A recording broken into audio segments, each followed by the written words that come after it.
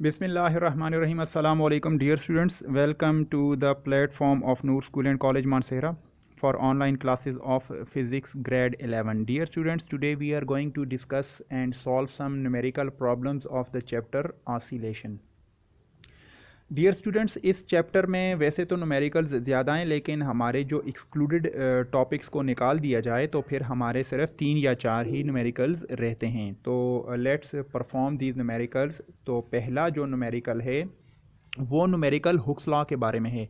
And as you know that Hooke's law हम लोग देख चुके हैं कि according to Hooke's law F is equal to k x. तो ये सिंपल सा क्वेश्चन है। इस पहले क्वेश्चन में वो पूछ रहा है कि अगर आप किसी स्प्रिंग के ऊपर फोर्स लगाएं 0.4 न्यूटन की और वो उस स्प्रिंग के अंदर जो एक्सटेंशन या डिस्प्लेसमेंट प्रोड्यूस हो वो 0.1 मीटर हो, तो बताएं स्प्रिंग कांस्टेंट के की वैल्यू कितनी है। तो यूजिंग हुक्स लॉ को अगर आप यूज़ करें तो F is equal to k x, इससे K की वैल्यू निकालें, K is equal to F by x. देखें X यहाँ पे मल्टीप्लाई हो रहा है, X F के नीचे आके डिवाइड हो जाएगा, K is equal to F divided by x. F given है 0.4 न्यूटन, X गिवन है 0.1 मीटर, इनको डिवाइड करें तो 4 न्यूटन पर मीटर, ये स्प्रिंग कांस्टेंट की वैल्यू होगी। Okay, now dear students, the second question, ये थोड़ा सा टेक्निकल क्वेश्चन है, इसको काइंडली आप ज़रा तवज्जो दें, इसको ज़रा गौर से देखें। इस क्वेश्चन में ये कहता है कि आपके पास एक पेंडुलम है, उस पेंडुलम को पहले आप ज़मीन की सरफेस पे ऑसिलेट करते हैं, ठीक है, ज़मीन की सरफेस पे उस पेंडुलम को ऑसिलेट करते हैं, फिर उसी पेंडुलम को आप उठाकर किसी पहाड़ की चोटी पे चले जाते हैं, फिर उसी पेंडुलम को पहाड़ की चोटी पर जो है वो आप ऑसिलेट करते हैं। अब वो जो पेंडुलम है उसको अगर ज़मीन के ऊपर आप ऑसिलेट करें, उसका जो टाइम पीरियड है वो एग्जैक्टली पूरे का पूरा जो है 1 सेकंड आता है। लेकिन जिस वक्त आप उसी पेंडुलम को उठाकर किसी बहुत ऊंचे पहाड़ की चोटी पर ले जाकर उसको ऑसिलेट करवाते हैं, तो उस वक्त जब आप उसका टाइम पीरियड मेजर करते हैं तो उसका टाइम पीरियड 1 सेकंड से थोड़ा सा कम आता है। उसकी वजह क्या है? वजह इसकी ये है, चले मैं यहाँ पे एक फिगर बना लेता हूँ। देखें, फ़र्ज़ करें ये ज़मीन की सरफेस है और ये कोई ऊपर, बहुत ऊपर कोई पहाड़ है। अगर आप इस पॉइंट पर पेंडुलम को, यानी जो सरफेस ऑफ द अर्थ के ऊपर अगर आप पेंडुलम को वाइब्रेट करें तो इसका जो टाइम पीरियड निकलता है वो एग्जैक्टली 1 सेकंड आता है। लेकिन इसी पेंडुलम को आप किसी टॉप पर ले जाएं, पहाड़ की चोटी पर अगर आप ले जाएं, यहाँ पर इसको आप ऑसिलेट करें तो यहाँ पर इसका टाइम पीरियड जो है वो एग्जैक्टली 1 सेकंड नहीं आता, बल्कि 0.999 कुछ इस तरह आता है, एग्जैक्टली 1 नहीं आता। उसकी वजह ये है कि ये जो सरफेस वाला पॉइंट है ये सेंटर ऑफ अर्थ से ज़्यादा नज़दीक है। आप जिस वक्त पहाड़ के ऊपर जाएंगे तो असल में आप सेंटर ऑफ अर्थ से उतना ही दूर होते जा रहे हैं। इसका क्या मतलब है? इसका मतलब ये है कि सरफेस ऑफ द अर्थ के ऊपर जी की वैल्यू एग्जैक्टली 9.8 मीटर पर सेकंड होती है, लेकिन हम जानते हैं, ये हम 9 में भी हम इसको डिस्कस कर चुके हैं, variation of g with altitude. हम जैसे जैसे किसी ऊंचाई की तरफ जाते हैं तो असल में हम सेंटर ऑफ द अर्थ से दूर हो रहे होते हैं, तो जी की वैल्यू ऊपर जाते हुए कम होती है। तो ऊपर जी की जो वैल्यू है वो 9.8 नहीं होती, बल्कि 9.7678 समथिंग लाइक दिस, 9.7 होती है। ये 9.8 और ये 9.7। तो जी की इसी वजह से टाइम पीरियड में भी थोड़ा सा फर्क आ जाता है। तो असल में ये क्वेश्चन इस चीज़ के बारे में है। अच्छा, अब ये क्वेश्चन में क्या कह रहा है? क्वेश्चन में ये कह रहा है lagging of time. Lagging of time का ये मतलब है, लैग का मतलब पीछे रह जाना, यानी अगर आप बॉटम पे टाइम निकालें, इसका टाइम पीरियड 1 सेकंड, तो टॉप पर उसका टाइम 1 से थोड़ा सा कम होगा, यानी इसका टाइम पीरियड थोड़ा सा कम हो जाएगा। इसको कहते हैं लैगिंग ऑफ टाइम, टाइम का कम हो जाना ड्यू टू एल्टीट्यूड, हाइट की वजह से। अब इसने क्वेश्चन में ये दिया हुआ है कि 80 सेकेंड्स फॉर एवरी 24 आवर्स, हर दिन के बाद, यानी 24 घंटे गुजरने के बाद वो जो टाइम पीरियड है वो 80 सेकंड का उसमें फ़र्क आ जाता है। यानी आप 24 घंटों तक इसको यहाँ पे बॉटम में इसको ऑसिलेट करें तो 24 घंटों के बाद इसका टाइम पीरियड तो इतनी आएगा ना, 1 सेकंड 1 सेकंड 1 सेकंड, लेकिन इसको जब यहाँ पे ले जाएं तो टाइम पीरियड में थोड़ा सा डिफरेंस आएगा हाइट की वजह से। तो 24 घंटों के बाद 80 सेकंड का फ़र्क आता है। जिस तरह देखें यहाँ पे टाइम पीरियड 1 सेकंड है, यहाँ पे 1 नहीं है, 1 से थोड़ा सा कम है। तो 24 घंटों के बाद ये कितना कम है, वो 80 सेकंड का फ़र्क आता है। ये बुक में कंडीशन गिवन है। तो बताएं इस पॉइंट पर यानी टॉप के ऊपर उस पहाड़ की चोटी पर जी की वैल्यू कितनी होगी। सरफेस के ऊपर तो हम जानते हैं 9.8, लेकिन वो पहाड़ की चोटी पर जी की वैल्यू कितनी होगी। वो पहाड़ की हाइट नहीं पूछ रहा, वो वहाँ पर जी की वैल्यू पूछना चाहता है कि पहाड़ की इस टॉप पर, इस ऊंचाई पर जी की वैल्यू कितनी होगी। तो यहाँ पे थोड़ा सा हमने कॉमन सेंस के तरीके को यूज़ करके इसको सॉल्व करना है। कैलकुलस का तरीका है, वो रेशो और प्रोपोर्शन का तरीका है। तो पहाड़ की चोटी पर हमने जी की वैल्यू फाइंड आउट करनी है। सोल्यूशन देखें। अब गिवन ये चीज़ है, for every 24 hours there is a lag of 80 seconds, sorry ये okay, there is a lag of sorry one, now this is true, this is correct. Dear students, एक minute ज़रा काइंडली इसको ज़रा देखें। ये -1 0.00, now it is correct. Okay, there is a lag of 80 seconds for every 24 hours, हर 24 घंटे गुजरने के बाद 80 सेकंड का फ़र्क आ जाता है। तो आप इस आवर्स को सेकंड में लिखें, for every 24 multiplied by 3600 second, क्योंकि एक घंटे में 3600 सेकंड्स होते हैं।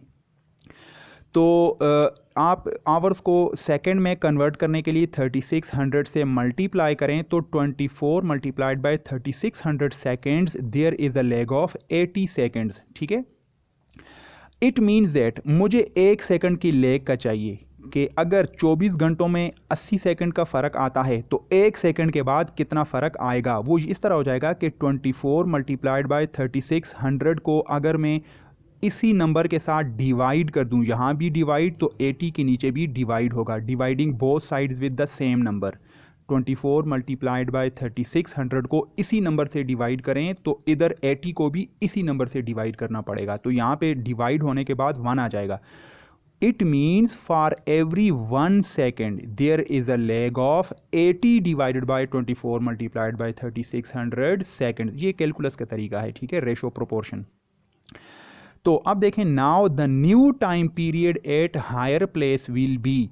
तो जो नया टाइम पीरियड आएगा वो क्या आ जाएगा, वो जाहिर है जो बॉटम के ऊपर टाइम पीरियड है वो एग्जैक्टली 1 सेकंड है, तो ऊपर 1 से कम है। अब इनमें डिफरेंस कितना आएगा, जाहिर है 1 में से जितना ये डिफरेंस आएगा इसको हम माइनस करेंगे। तो t is equal to 1 minus, अब देखें 80 को अगर ये 24 से डिवाइड करें, ऊपर चलें, इसको 8 मल्टीप्लाइड बाय 10 लिखें। ये 80 है तो इसको 8 मल्टीप्लाइड बाय 10 लिखा जा सकता है, वो 10 मैंने ऊपर लिख दिया है। अब 8 को डिवाइड करें, 8 3 आर 24, ठीक है। तो अब ये जो आपके पास ये जो नीचे 36 के साथ 2 ज़ीरोज़ लिखे हुए हैं, ये 10 पावर 2 है। जब ये ऊपर जाएगा तो वो 10 के साथ मल्टीप्लाई हो जाएगा, ठीक है। ये 10 और ये 2 जो है वो ऊपर जाके -2 हो जाएगा। तो अगर आप इसको सॉल्व करें तो आखिर में आपके पास ये टाइम पीरियड आएगा। t इज़ इक्वल टू जो नया टाइम पीरियड है, t is equal to 0.99991 second. देखें वो पहले जो मैं आपको बता चुका हूँ कि बॉटम के ऊपर टाइम एग्जैक्टली पूरे का पूरा कोई किसी किस्म का कोई फ़र्क नहीं है, 1 सेकंड है। ऊपर जो है वो एग्जैक्टली 1 नहीं है, 1 से थोड़ा सा कम है, वो यही है 0.99991 सेकंड, ठीक है। अब देखें ये नया टाइम पीरियड है और हम अब इसको आगे कैसे यूज़ करेंगे। Now using the formula of time period, अगर हम टाइम पीरियड का फार्मूला इस्तेमाल करें दोनों केसेस के लिए, t is equal to 2πL/g before वो केस है एट ग्राउंड, जब हम ग्राउंड की बात कर रहे थे, और t प्राइम वो केस होगा आफ्टर, ठीक है। अब देखें लेंथ तो सेम है क्योंकि हमने पेंडुलम को चेंज नहीं किया, पेंडुलम सेम है, जो लेंथ ग्राउंड वाले की है वही लेंथ हाइट वाले की भी है, माउंटेन वाले की भी है। फ़र्क सिर्फ किस चीज़ में आया है, जी की वैल्यू। ग्राउंड के ऊपर जी 9.8 है और ऊपर जी की वैल्यू कम हो जाती है, तो ऊपर मैं जी के ऊपर प्राइम लगा देता हूँ। ये प्राइम प्राइम ये माउंटेन वाले के लिए है और विदाउट प्राइम ये ग्राउंड वाले के लिए है, ठीक है। अब ये हमारे पास दो इक्वेशंस आ गई हैं, एक ग्राउंड के ऊपर टाइम पीरियड, दूसरा माउंटेन के टॉप के ऊपर टाइम पीरियड। अब इन दो इक्वेशंस को, साइमल्टेनियस इक्वेशंस को हम कैलकुलस के किसी टेक्निक की मदद से सॉल्व करेंगे। सबसे आसान तरीका, इनकी आप रेशो ले लें, टेक रेशोज, यानी कि दिस डिवाइडेड बाय दिस कर लें, इक्वेशन 1 डिवाइडेड बाय इक्वेशन 2, तो ये हो जाएगा t by t prime is equal to, ये हो जाएगा 2 pi l by g under root divided by 2 pi l by g prime under root, ठीक है। अब देखें 2 पाई ये तो कैंसिल हो गए, तो हमारे पास सिर्फ रह गया l by g divided by l by g prime whole under root. जब डिवाइड के नीचे डिवाइड हो तो हम ऊपर वाली टर्म को इसी तरह लिखते हैं, नीचे वाली टर्म को उल्टा करके इसके साथ मल्टीप्लाई कर देते हैं। तो t over T prime is equal to L by G को एज इट इज़ लिखें, जो नीचे वाला एल बाई जी प्राइम है इसको ऊपर ले जाके उलट दें, ये जी प्राइम बाई एल हो जाएगा। जब उलट जाएगा तो नाउ एल एल के साथ कैंसिल, तो t over T prime is equal to g prime over g under root. Now squaring both side, अगर आप इन दोनों साइड्स का स्क्वायर लें तो इसका पूरा का इधर स्क्वायर हो जाएगा t by t prime whole square is equal to, इनके ऊपर स्क्वायर रूट कैंसिल हो जाएगा, ठीक है। अब इस g को इस साइड पर ले जाकर क्रॉस मल्टीप्लाई करें, क्योंकि हम नए ग्रेविटी की वैल्यू फाइंड आउट कर रहे हैं ना, g प्राइम ही तो हमने फाइंड आउट करना है। इसको क्रॉस मल्टीप्लाई करें तो g prime is equal to t by t prime whole square multiplied by g। अब देखें ये जो t है ये ओरिजिनल वो t है जो ग्राउंड के ऊपर है, तो इसकी वैल्यू हम क्या यूज़ करेंगे ग्राउंड के ऊपर, 1 सेकंड। ये जो t प्राइम है ये वो टाइम पीरियड है जो माउंटेन के टॉप पे था, वो हमने कैलकुलेट किया था 0.99991, ठीक है।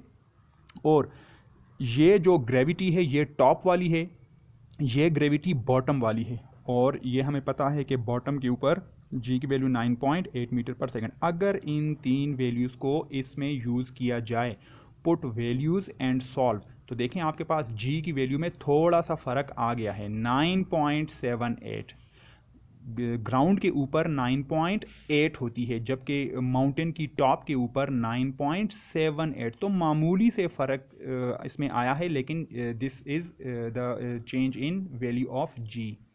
तो इट मीन्स कि जिस वक्त हम लोग टॉप के ऊपर जाते हैं तो g की वैल्यू चेंज हो जाती है, उसमें फ़र्क आ जाता है, ठीक है। Okay dear students, this was question number 2। Now question number 3।